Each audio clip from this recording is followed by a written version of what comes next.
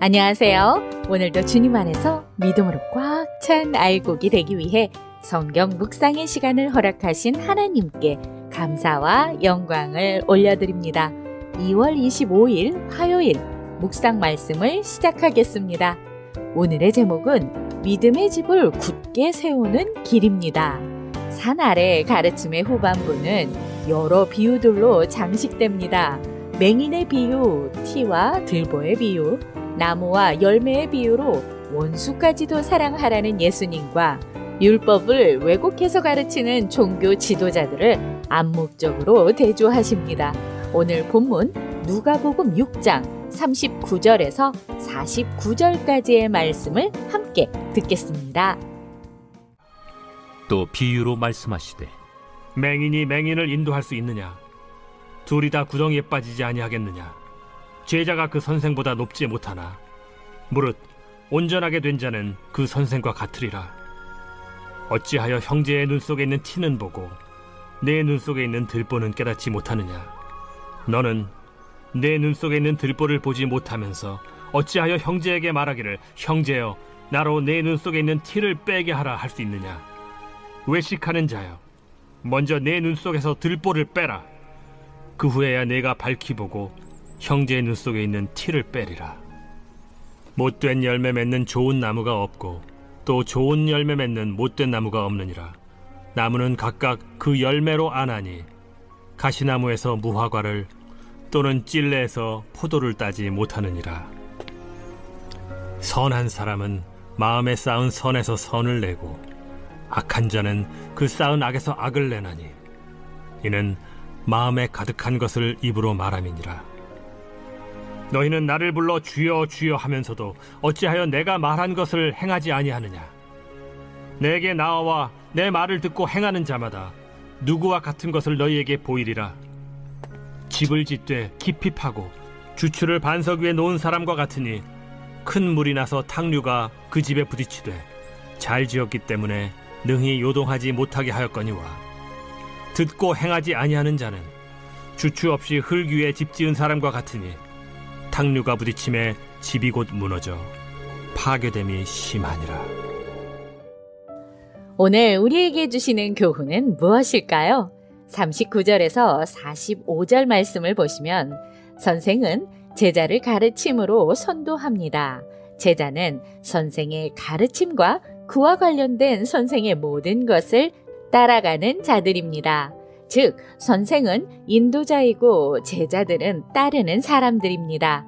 예수님께서는 외식하는 자에 대한 비유의 말씀을 통해 자신과 종교 지도자들의 가르침을 대조하려는 것입니다.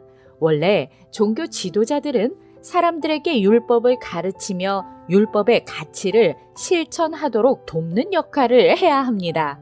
그러나 예수님께서 보시기에 그들은 율법이 제시하는 참된 길을 알지도 못하는 맹인이나 다름없이 행합니다. 하나님께서 원하시는 진정한 율법의 의미를 알았다면 하나님을 사랑하고 이웃을 사랑했을 것입니다. 하지만 그들은 전통과 규례라는 이름 하에 율법의 본 뜻을 인위적으로 제한하고 왜곡하였습니다. 세상 사람들과 같이 종교 지도자들은 원수를 사랑의 범주 안으로 들여보내지도 않으며 포함하려는 생각도 하지 않았습니다. 하지만 예수님은 율법의 참된 가치를 구현할 길을 원수를 사랑의 범주 안으로 넣어주시며 제시하십니다. 맹인의 비유를 통해 예수님께서 인도하시는 길은 참되고 선한 생명의 길임을 나타내십니다. 하지만 종교 지도자들이 인도하는 길은 거짓되고 악한 죽음의 길입니다. 당시 종교 지도자들은 자신들의 죄는 먼지처럼 여기며 형제의 죄는 들보처럼 크게 부각시키면서 차갑게 정죄하며 더욱 무거운 율법의 짐을 지웠습니다. 예수님은 티와 들보의 비유를 통해 종교 지도자들을 타겟으로 하셨지만 결국 제자들이 외식하지 않고 자신에게 엄격하며 형제에게 관대해야 하는 제자도의 길을 걷길 바라셨습니다. 나무는 그 종에 따라 열매를 맺습니다. 좋은 나무와 못된 나무가 있듯이 선한 사람과 악한 사람이 있습니다. 무엇이든 마음에 가득 찬 것이 밖으로 나오기 마련입니다. 그 나오는 것이 그 사람의 존재를 나타내는 열매가 됩니다.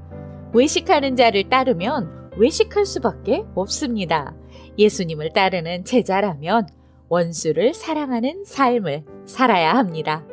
46절에서 49절 말씀을 보시면 비유를 마치신 예수님께서는 이제 가르침에 맞는 순종을 강조하십니다.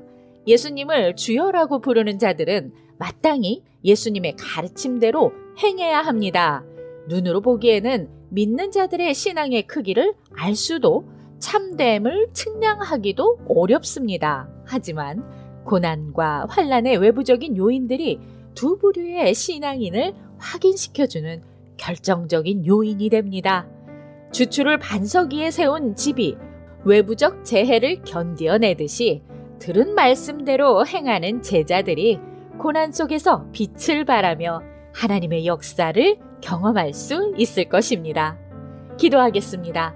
하나님, 오늘 우리에게 주신 말씀대로 다른 사람을 판단하는 대신 사랑과 자비로 대하며 실천하는 그리스도인의 삶을 살아가게 하여 주시옵소서. 예수 그리스도의 이름으로 기도드립니다. 아멘. 예수님은 자신의 부족함을 인식하고 사랑으로 타인을 대하라고 가르치십니다. 또한 내면에서 솟아나는 선한 열매를 맺으며 그 가르침을 실천하는 사람이야말로 반석 위에 세운 믿음이라는 것을 강조하십니다. 말씀을 행함으로써 흔들리지 않는 영혼의 집을 세우는 믿음의 사람으로 성장하며 오늘도 광야 같은 세상에서 하나님의 말씀으로 승리합시다. 저는 내일 다시 찾아뵙겠습니다.